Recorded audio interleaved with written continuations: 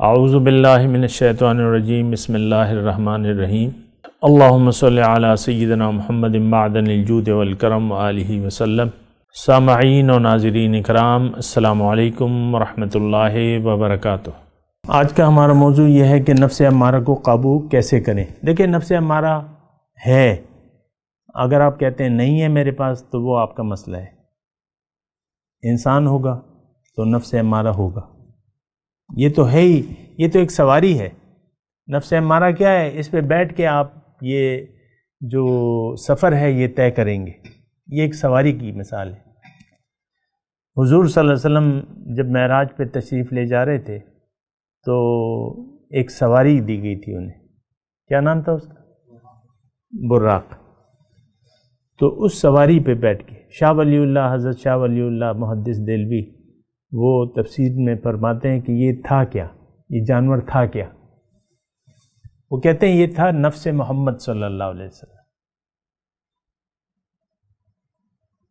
تو یہ نفس جو ہے نا، یہ ایک سواری ہے، اس پہ بیٹھ کے آپ نے جانا ہوگا، اس کو رام کر لیں، اس کو متی کر لیں۔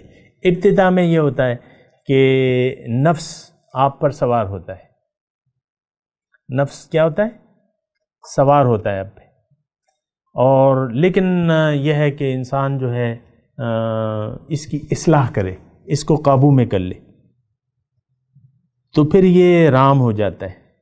آپ ہوتے ہیں نا وحشی جانوروں کو، شیروں کے لوگوں نے پالا ہوا ہے، یوٹیوب پہ دیکھیں نا، گھر میں شیر پالے ہوئے ہیں اور وہ کھیلتے ہیں اس سے اور وہ کرتے ہیں پالتو شیر۔ اب شیر تو سب سے زیادہ وحشی جانور ہے، شیر کو لوگوں نے متی کیا ہوا ہے، سکھایا ہوا ہے۔ بھالو ہیں، ریچھ ہیں اور سانپ ہیں، سانپوں سے دوستی ہے، کبھی دیکھی ہوگی آپ نے یہ۔ تو بہرحال تو دیکھیں، یہ نفس جو ہے یہ ایک سواری ہے۔ پھر یہ نفس امارہ جو ہے، جو کہ ہمارا نفس یہ وہ ہے کہ نفس امارہ کو قابو کیسے کریں، یہ ایک کام ہے جو کہ توجہ سے ہوگا، اور یہ ایک بہت بڑا کام ہے۔ ظاہر ہے رب تک رسائی جو ہے بہت بڑی چیز ہے، تو اس کے لیے آپ نے اپنے نفس کا تزکیہ کرنا ہوگا۔ نفس کا تزکیہ آپ خود نہیں کر سکتے، یہ ایک بات نوٹ کر لیں، اچھے طریقے سے اس پہ غور کریں کہ آپ تزکیہ نفس خود نہیں کر سکتے، یہ آپ کو کروانا پڑے گا۔ یہ اس کے لیے آپ کو پیغمبر کی صحبت میں بیٹھنا ہوگا۔ پیغمبر نہ ہو تو نائبین پیغمبر موجود ہیں۔ علماء امتی کا انبیاء بنی اسرائیل، میری امت کے علماء کا درجہ جو ہے بنی اسرائیل کے انبیاء کا ہے، سچے لوگ ہیں یہ، ان کی صحبت میں بیٹھنا ہوگا۔ کونوا مع الصادقین یا ایھا الذین آمنوا اتقوا اللہ وکونوا مع الصادقین۔ ان سچے لوگوں، دیکھیں نیت کے مطابق جو ہے آپ کو پھل ملے گا۔ آپ کی نیت، اب مثال کے حضور صلی اللہ علیہ وسلم فرماتے ہیں کہ ہجرت جو ہے انما الاعمال بالنیات، مشہور حدیث ہے کہ اعمال کا دار و مدار جو ہے نیت پہ ہے۔ ہجرت اس زمانے میں فرض تھی، تو ہجرت پھر اسی حدیث میں حضور فرماتے ہیں کہ جس کی ہجرت اللہ کے لیے ہو تو وہ اللہ کے لیے ہوگی، لیکن کسی کی ہجرت کسی عورت سے نکاح کے لیے ہو تو وہ پھر اللہ کے لیے نہیں ہوگی۔ نیت ہوتی ہے، آپ اہل اللہ کے پاس جاتے ہیں، کس لیے جاتے ہیں؟ یہ آپ کی نیت، جو آپ نیت لے کے جائیں گے ویسے ہی آپ کو ملے گا وہاں سے، یعنی وہی آپ کو مراد ملے گا۔ بری نیت لے کے جائیں گے، آپ کی وہ بری نیت اور بھی بڑھ جائے گی۔ ان کی مثال تو یعنی دھوپ کی روشنی جب باغ میں جاتی ہے تو باغ مہک جاتا ہے، جب گندے نالے پہ پڑتی ہے تو اس سے بو آنے لگتی ہے۔ سورج کی روشنی تو وہی ہے۔ اہل اللہ کی مجلس میں آپ جاتے ہیں تو نیت پہ آپ کا ڈیپینڈ ہوتا ہے، آپ کی نیت میں کھوٹ ہے تو وہ کھوٹ اور بھی زیادہ ہو جاتا ہے۔ آپ کی نیت سچی ہے اور تزکیہ نفس کی ہے۔ میرا موضوع تو آج یہی ہے نا کہ نفس کا تزکیہ، آپ تزکیہ نفس کے لیے جائیں، اس سے رابطہ کریں، اس کی ہدایات پر عمل کریں اور اس میں محنت کریں۔ جاہدوا فی اللہ حق جہاد، ہم تو کوشش بھی نہیں کرتے نا۔ یہ ساری باتیں جو ہے نا ایک دوسرے سے لڑی، مطلب وہ جڑی ہوئی ہیں۔ تو سٹیپ بائی سٹیپ میں آپ کو بتا رہا ہوں، نفس کا یعنی تزکیہ نفس کی نیت سے آپ کسی اہل اللہ کے پاس جائیں اپنی اصلاح کے لیے. آپ اپنی اصلاح خود نہیں کر سکتے، یہ میں بار بار کہہ رہا ہوں، لیکن یہ عام لفظ ہے، لیکن ہمیں تو اپنی اصلاح کی کوئی پرواہ نہیں ہے، اصلاح ہو یا نہ ہو ہمیں کیا فرق پڑتا ہے. عام انسانوں کو کسی کو کوئی فرق نہیں. آپ دیکھ لیں سارے لوگ اپنے اپنے جمیلوں میں جو ہے بس اپنی اپنی سوچوں میں گم ہیں. اصلاح نفس کا کسی کو خیال ہی نہیں ہے. لیکن جو ہم نے فمن آمن و اصلح فلا خوف علیہم ولا هم، لیکن یہ اصلاح نفس جو ہے یہ بہت زیادہ ضروری ہے. تو آپ نے یہ ایک کام ہے جو کرنا ہوگا. یہ کام آسان ہے، مشکل نہیں ہے. اس کو اللہ تعالیٰ نے فرمایا کہ مختلف آیات ہیں کہ ما جعل علیکم فی الدین من حرج، دین میں کوئی تنگی نہیں ہے. پھر حضور صلی اللہ علیہ وسلم فرماتے ہیں کہ دین آسان ہے، یسر سہلۃ بیضا، دین آسان ہے، روشن ہے، سہل ہے. سہل کہتے ہیں کہ ایک پہاڑی علاقے میں ایک سفر ہوتا ہے، چڑھائی پہ ہوتا ہے، ایک جو عام میدانی علاقہ ہوتا ہے. تو کون سا سفر آسان ہے؟ میدانی علاقہ. تو یہ اسلام جو ہے، شریعت جو ہے، یہ بس اسی طرح ہے، میدانی علاقہ. اس میں کوئی رکاوٹ نہیں ہے، کوئی چڑھائیاں نہیں ہیں اس میں. لیکن یہ سب کچھ تب ہوگا، وہ میں نے آپ کو پہلے بتا دیا، جب آپ کی ایک کام کرنے کی نیت ہو، ارادہ ہو، جد و جہد کریں، اور پھر وہ آپ اپنی منزل پار کر لیں گے. تو بہرحال خلاصہ کلام یہ آج کی گفتگو کا سارا یہ ہوا کہ سب سے پہلے تو انسان کو اپنے آپ کو پہچاننا چاہیے. اپنی پہچان اگر آپ نہ کر سکے تو آپ رب کو بھی نہیں پہچان پائیں گے. تو آپ اس کے لیے پھر ضروری ہے کہ آپ سوچیں. یعنی بعض لوگ کہتے ہیں نا کہ بھئی ہم کیسے شوق کیسے پیدا کریں. آپ دیکھیں، آپ اپنی زندگی پہ سوچیں کہ بھئی ایک دن آپ کو مرنا ہے. مرنا ہے کہ نہیں ہے؟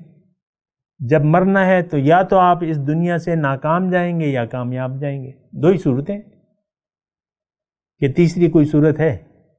یا تو آپ کامیابی حاصل کر لیں گے جس مقصد کے لیے، یا نہیں. تو اب یہ تو آپ کی سوچ پہ ہے.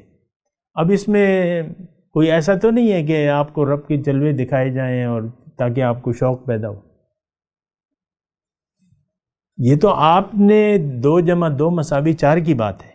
دنیا سے آپ آئے ہیں، آپ سوچیں میں کیوں آیا ہوں، کس نے پیدا کیا ہے، کیوں بنایا ہے مجھے، میں کون ہوں.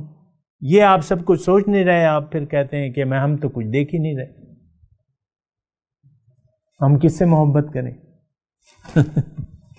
تو بہرحال یہ سوچ بچار، پھر آپ یہ سارا تفکر سوچیں، اپنی زندگی پہ سوچیں، اپنی زندگی کے اختتام پہ سوچیں.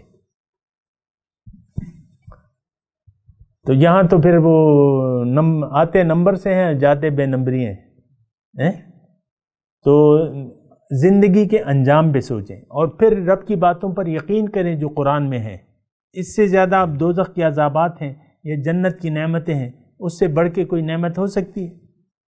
جنت کی جو نعمتیں ہیں، اور وہ تو رب بیان کر رہا ہے، اور پھر رب یہ بھی کہہ رہا ہے کہ یہ تو کچھ بھی نہیں ہے، تم سوچ بھی نہیں سکتے جو نعمتیں ہیں. تو اس پہ آپ کی رال نہیں ٹپک رہی، تو اور آپ کو کیا بتایا جائے. جنت کی نعمتوں کی کوئی شوق ہی نہیں پیدا ہو رہا. دوزخ کے عذابات ہیں، اس عذاب کا ہم تصور بھی نہیں کر سکتے. اس کو دیکھ کے آپ کو کوئی خوف نہیں لگتا، تو پھر آپ کا تو کیا کوئی علاج تو نہیں ہے. نہ جنت کی طلب ہے، نہ دوزخ کا ڈر ہے، تو پھر یہ تو آپ سوچ کی بات ہے، آپ کا تو یقین ہی نہیں آ رہا. تو بہرحال یہ دیکھیں، ساری جو ہے کڑی سے کڑی ملے گی. اپنے وجود پہ سوچیں، پھر اپنے رب سے ایک تعلق قائم کریں کسی کے ذریعے. یا ایھا الذین آمنوا اتقوا اللہ وجاہدوا فی سبیلہ وابتغوا الیہ الوسیلۃ لعلکم تفلحون. قرآن کی آیت ہے کہ اے ایمان والو، اللہ کا تقوی اختیار کرو، اللہ کی راہ میں جد و جہد کرو، اور اس کی طرف جانے کے لیے کوئی وسیلہ تلاش کرو، کوئی ذریعہ تلاش کرو. یہ دیکھیں عالم اسباب ہے، اس میں کوئی تعصب کی ضرورت نہیں ہے. کوئی کہتا ہے یار ہمیں تو بس اللہ ڈائریکٹ، ہم تو ڈائریکٹ والے ہیں. بعض لوگ کہتے ہیں ڈائریکٹ ہے ہمارا معاملہ. تو ٹھیک ہے، وہ تو ان کا ہوگا، لیکن ایسا یہ ہے کہ اللہ تعالیٰ نے یہ فرمایا کہ تم ذریعہ تلاش کرو. یہ دیکھیں آخری بات میں کہہ رہا ہوں، یہ عالم اسباب ہے، عالم اسباب ہے، اور عالم اسباب میں اسباب ہیں ہر ایک چیز کے، کوئی چیز سبب کے بغیر نہیں ہوتی ہے۔ دنیاوی معاملات میں بھی اسباب ہیں، اور اخروی باطنی معاملات میں بھی سارے اسباب ہیں، حتیٰ کہ دیکھیں وحی آتی ہے، یہ تو اللہ اور نبی کا معاملہ ہے، لیکن سبب بنا دیا اللہ تعالیٰ نے۔ کون لے کے آتا ہے وہی؟ فرشتہ لے کے آتا ہے، اس میں بھی اسباب ہیں۔ اب نبی اور اللہ جہاں یعنی معراج کی رات جو ہے فرشتے کا وہ تو ختم ہو گیا ایک جگہ جا کے، حالانکہ فرشتہ تو تھا نا، ساتھ فرشتہ چل رہا تھا نا، یہ پہلا آسمان دوسرا آسمان پھر ایک آیا۔ تو میں ویسے ہی کہہ رہا ہوں کہ اللہ تعالیٰ جو روحانی معاملات ہیں اس میں بھی اسباب سے کام لیتا ہے۔ حضرت عمر، ویسے میں ایک بات کہہ رہا ہوں، حضرت عمر جب خلیفہ بنے تو کوئی اور صحابی نے، حضور نے کسی اور صحابی سے عمر سے کہلوایا کوئی بات، خواب میں نا، ڈائریکٹ۔ تو یہ عالم اسباب ہے، اور اس میں آپ نے یہ نہیں کہ خدا مجھے خود بتا دیتا۔ اب عمر یہ بھی کہ تم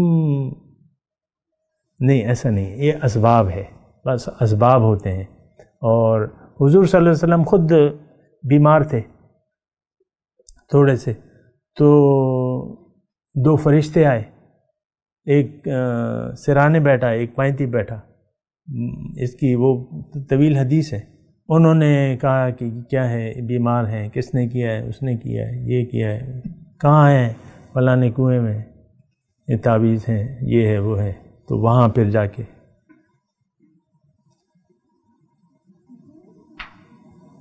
اب کیا حضور کو ایسے نہیں پتہ چل سکتا تھا؟